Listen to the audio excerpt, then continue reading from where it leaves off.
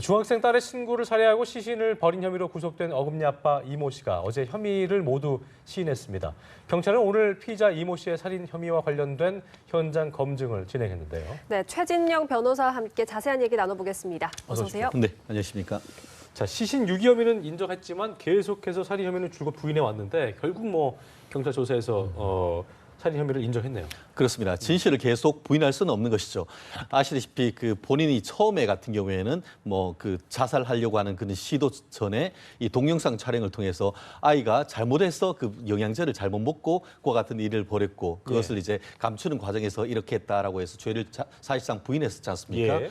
그럼에도 불구하고 그 현장 검증을 통해서 보면은 목을 졸랐을 것에 쓰였을 것으로 보이는 줄과 어떻게 보면 장갑 이런 것들이 물증이 발견됐고 더불어서 국립과학수사연구소에서 부검과 검시 결과 목이 졸려서 죽였다라는 그런 결과를 들이댔을 것입니다. 그렇기 때문에 객관적 진실 앞에 더 이상 사람이 아무리 나쁘다 한다 하더라도 그것을 계속 부인하기는 어려웠을 거기 때문에 자백 자체는 했습니다만 다만 아직까지 어떻게 그와 같은 행위를 했고 어떠한 동기로 했는지 이 부분에 대해서는 밝히지 않고 있기 때문에 앞으로의 어떤 수사기관의 과제가 아닌가 싶습니다.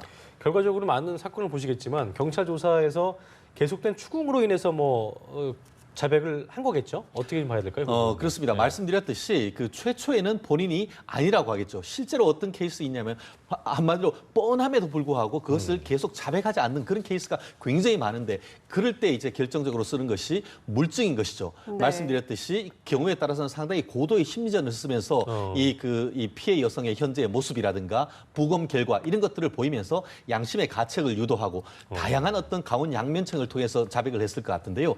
다만 저도 처음에는 이 딸이 자백했다는 그 내용을 언론 보도를 듣고 자백을 했는 것이 아닌가 싶었는데 예. 지금 언론 보도를 봤더니만 이 씨가 자백했던 시점이 딸이 정신이 깨어나서 자백했는 그 시점보다는 조금 이런 시점, 그렇죠. 딸의 어떤 그런 네. 자백을 모르는 상태에서 했다는 그것도 약간 좀 특이한 점이었던 것 같습니다. 네, 그렇군요. 그리고 변호사님께서 앞서 말씀을 해주셨지만 여전히 범행 동기와 수법 등을 지금 밝혀내야 할 과제를 떠안고 있는 상황이거든요. 오늘 진행된 현장 검증에서 이걸 좀 어떻게 알 수 있었을까요? 뭐가 좀 나올까요? 예. 그렇습니다. 실질적으로 지금 오늘 오전 11시 정도에 그 현장 검증을 했고 그 경찰의 언론 브리핑을 보니까 오후에 그와 같은 현장 검증을 하면서 실제로 살해했던 방법에 대한 브리핑을 하겠다라고 네.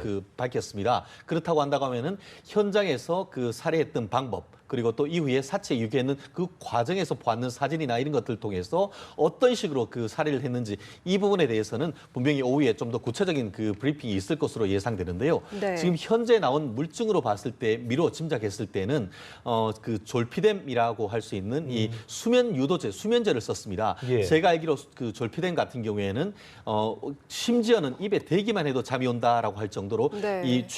마신 다음에는 한 30분 내에 깊은 잠에 빠질 수 있는 그런 네. 상황입니다. 그렇기 때문에 수면제를 먹어서 정신이 없는 그 상황 속에서 딸은 밖으로 나가고 딸이 없는 한 4시간 동안에 이와 같은 일들이 벌어졌는데 그동안에 있었던 일을 압축적으로 오늘 오전 11시에서 한 1시간 전후로 이루어진 그 현장 검증에서 상당 부분 재현을 했기 때문에 오늘 오후에는 적어도 방법에 대해서는 충분히 어떻게 보면은 결과를 우리가 알 수 있지 않을까 생각을 합니다. 그리고 저희가 이제 관심을 가졌던 것이 이제 그 딸인 이양의 입이었는데 결과적으로 2차 조사도 이루어졌는 상태에서 일단 어린 친구다 보니까 입을 열 수밖에 없지 않을까 싶은 생각이 드는데 이 부분도 좀 짚어주시죠. 그렇습니다. 이 친구 같은 경우에도 한 언론에 나온 그 CCTV를 보면은 굉장히 좀 자연스럽게 특히 시신을 유기하는 과정에서 봤을 때도 전혀 어색하지 않게 하는 그런 모습을 봤는데 저도 걱정을 했습니다. 네. 혹시나 의식이 안 돌아오면 어떡하나 이런 걱정도 했습니다만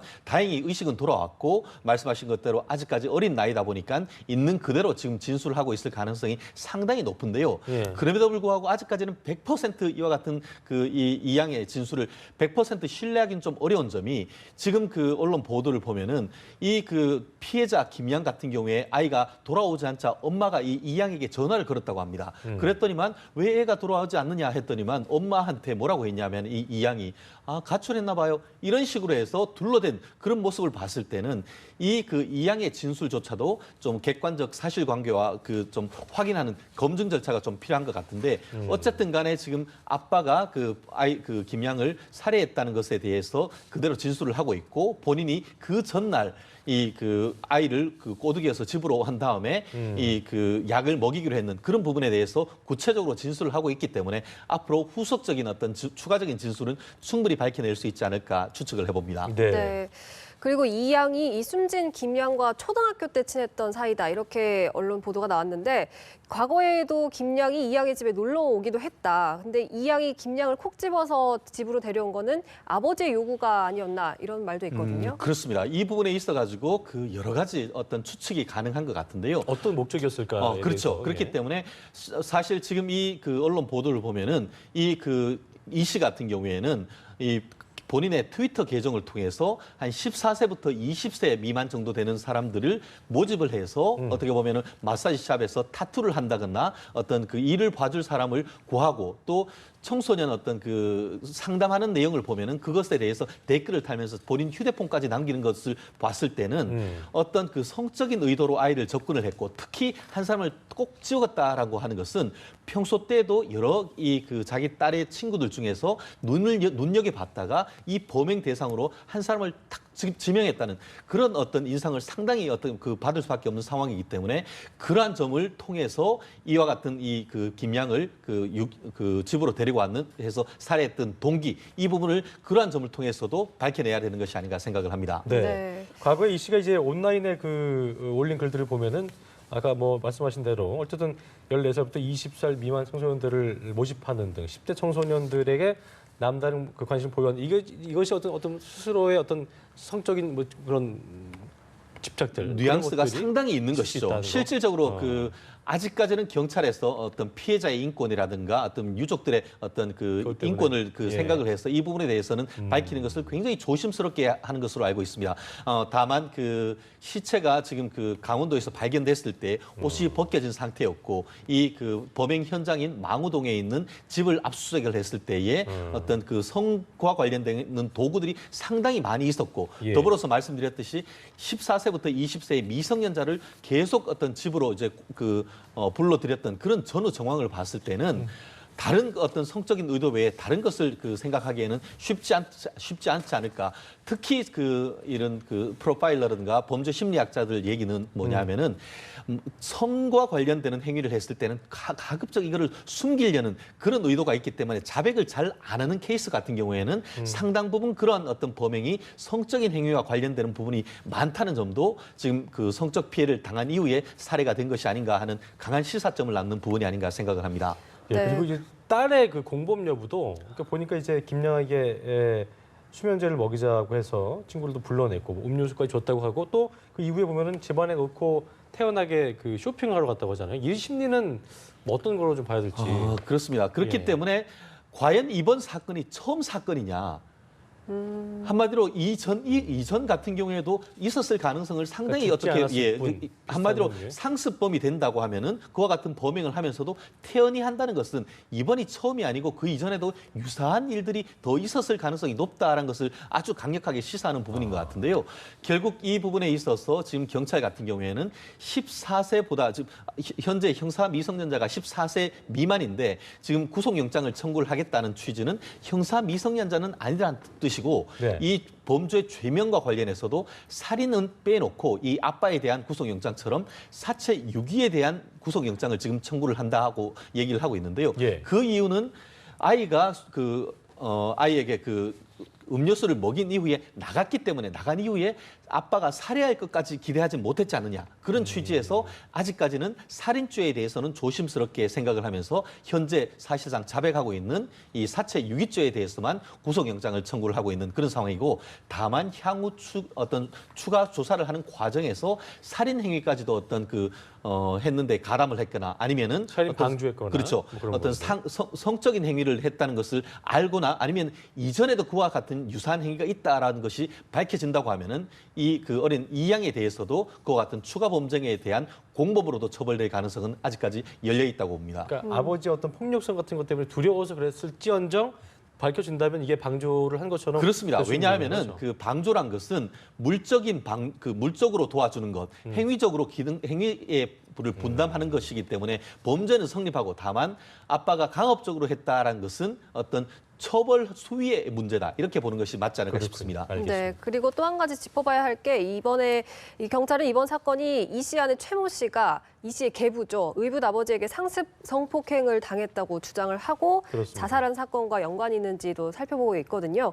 이 가운데 이 씨가 아내를 성매매시킨 정황도 지금 드러났다고요. 그렇습니다. 저도 깜짝 놀랐던 그런 케이스인데요. 네.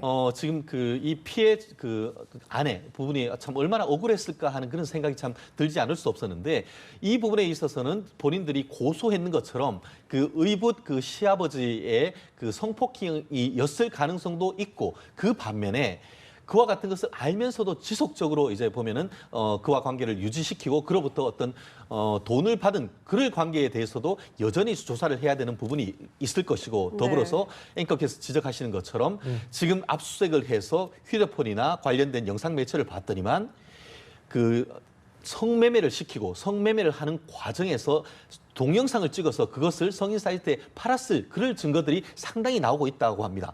사실 이 세상에 어느 누가 자기 부인을 그런 식으로 성매매를 시키고 그와 같은 동영상을 찍어서 보관을 하고 그걸 팔 수가 있겠습니까? 상당히 어떻게 보면은 변태적인 어떤 행위를 하고 있는 것인데 이와 같은 부분 하나하나가 이와 같은 살인죄 이외에도 어떻게 보면 성폭력 범죄에 관한 특별법상의 행위가 다 되고 또 성매매 특별법 여러 어떤 그 성범죄 관련되는 부분이 있기 때문에 뿌리를 뽑기 위한 차원에서도 1차적으로는 이번 그러겠네요. 사건 자체에 대해서도 있지만 그 이외에 성매매라든가 어떤 그 행위를 하는 동영상을 찍어서 배포에는 그 부분에 대해서도 엄벌을 해야 되는 것이 아닌가 생각합니다. 네, 네. 추가 범죄 여부도 많이 지켜봐야 될 부분인 것 같고요. 이 씨가 그리고 이 돈을 모금을 했잖아요. 어금니아빠라고 하면서 이제 뭐 측은하게 여기는 많은 분들이 기부를 해주는 건데 결과적으로 그 정신 지체장애 또 2급으로 생활을 했다고 하던데 이게 범행의 수법을 보면 연관 관계를 보면 이게 과연 그렇게 할 수 있었던 건가? 한마디로 예. 이게 지킬 앤 하이드가 아닌가. 한마디로 그렇죠. 낮에 이 씨의 모습과 밤에 이 씨의 모습이 너무도 달라는 것이 아닌가. 그렇습니다. 실질적으로 이 아이의 이름을 딴 홈페이지를 통해서 모금을 했습니다. 아이의 어떤 그 치료 상황이나 이런 것들을 하면서 지속적인 어떤 그 사회적 메시지를 보내면서 밝은 모습을 보낸 반면에 개인의 어떤 SNS 같은 경우에는 본인이 온몸에 어떤 수천만 원대의 문신을 했는 것이라든가 아니면은 그 돈을 모금해서 샀던 고급 어떤 외제차를 이렇게 자랑하는 그런 모습을 보았고 중고 사이트에 올린 글이라든가 아니면은 2007년에 냈는 어금니 아빠의 그 행복이라는 그런 책을 쓴 그 내용을 보면은 도저히 그 지체장애인이라고 볼 수 없을 정도의 고도의 지능을 가졌다고 볼 수밖에 없는데 도대체 어떻게 그와 같은 그 정신장애 어떤 그 등급을 받았는지 그 부분에 대해서 조사를 해야 되고 그렇기 때문에 설령 이와 같은 그 지체장애 등급이 있었다 하더라도 형사 처벌함에 있어서는 법원이 봤을 때에 이것을 그 심신미약이라든가 심신상실을 이유로 해서 형을 가볍게 할 가능성은 거의 없지 않을까 싶습니다. 그래요. 네, 알겠습니다. 그리고 또 다른 화제로 넘어가 볼까 하는데 네. 이 박 전 대통령의 구속기간 연장 여부가 이번 주에 결정이 난다고 했거든요. 그렇습니다. 변호사님께서는 어떻게 예상하시나요? 그렇습니다. 이 부분에 대해서는 찬반 양론이 아주 뜨겁습니다. 그렇기 때문에 기본적으로 일단 그 검찰의 논리는 무엇이냐면은 이른바 이번 국정농단의 정점에 있는 분이고 이미 관련된 다른 분들에 대해서 유죄의 증거가 나와 유죄로 판결이 났기 때문에 여전히 계속 구속을 해서 수사할 필요가 있다. 특히 재판을 받는 과정에서 몇 차례 재판에 응하지 않았던 일이 있었기 때문에 만약에 불구속으로 한다고 하면은 여전히 재판에 출석이 안 돼서 재판이 늘어질 가능성이 있지 않느냐라는 주장을 해서 구속영장을 발부해야 된다 하는 반면에 박근혜 전 대통령 입장 같은 경우에는 이미 사실상 중요한 어떤 증거에 대해서는 심리가 다 끝났기 때문에 네. 증거인멸의 우려는 사실상 없다. 그리고 전직 대통령으로서 도주의 의뢰는 더더욱 없다라는 얘기를 그 사실상 하고 있고 그래요. 더불어서 대법원과 헌법재판소 같은 경우에도 이 1심에서 구속기간을 6개월로 했는 것 같은 경우에는 인권 보장 차원에서 했기 때문에 설령 그 재판에 어떤 출석하지 않거나 증거인멸에 우려 있는 것보다는 오히려 인권 보장이 앞선다라는 그 대법원과 헌법재판소 판결이 있기 때문에 그와 같은 것을 근거로 해서 원칙적으로 불구속 재판을 받아야 된다라고 하는데 현재 재판부에서 상당히 고심하고 있는 것이 아닌가 생각을 합니다. 알겠습니다. 네, 자, 최진영 변호사와 함께 주요 이슈들 자세히 짚어봤습니다. 오늘 말씀 고맙습니다. 감사합니다.